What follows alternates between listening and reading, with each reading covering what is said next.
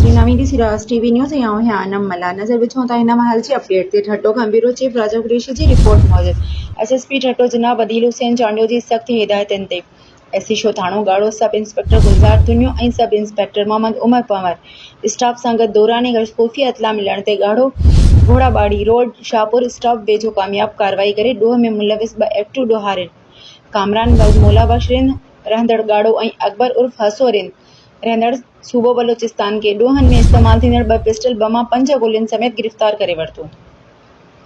शुरूआती जांच दौरान जवाबदार जे कब्ज़े मां फरियादी डॉक्टर मिठो लाल हरीचंद खां फुर थियल हुंडा कार ऐं 1000 कैश ऐं हिकु नोकिया मोबाइल फ़ोन बरामद कई वई आहे।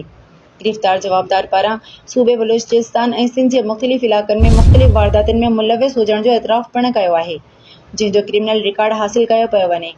वधीक रिकवरीअ लाइ पुलिस रिमांड हासिल कयो वियो आहे। वधीक जांच जारी आहे। गिरफ़्तार ॾोहारियुनि जे ख़िलाफ़ गाड़ो थाणे ते जुदा जुदा केस दाख़िल कया विया आहिनि।